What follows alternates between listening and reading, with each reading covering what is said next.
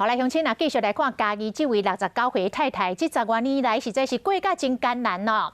伊的肩胛、伊的颔骨啊骨，常常安尼酸、安尼痛，啊，佮常常会头痛、头晕，佮晕甲会吐。这个止痛剂拢是随时早伫咧身躯边，啊，四界去找医生，就是找无病因。一直到有一届，伊晕吐真严重，挂急诊才来发现讲，原来这一切拢是。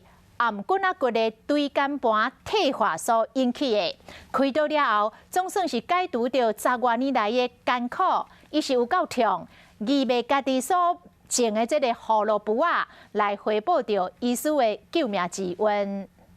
附近人派农药桶来喷药啊，明明才派半桶，肩胛头佮有脚趾片都真酸痛，而且佮出现破心、胸坎杂杂无法度喘气，甚至佮出现。头壳晕晕，徛袂在，直直吐，10几年来去予医生看，毋过拢无效果。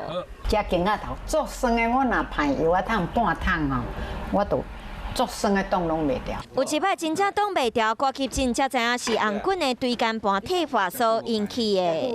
我就自做查囡仔，就拢头壳疼，迄疼起来拢去注射，捌一日注3解射。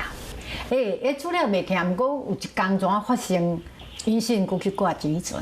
安尼，讲到吐，一路直直吐倒来。颔骨交感神经联络人体真侪重要的器官，佮调节头壳的循环。颔骨椎间盘若退化、外伤，拢有可能造成交感神经功能混乱，会引起规身躯无爽快，包括头壳痛、会晕、会扫等等的症头。胸闷、心悸，然后肩颈酸痛，这些比较所谓非典型的一些症状。所以全身性的交感型的症状，也就是说从头到脚那一种不舒服。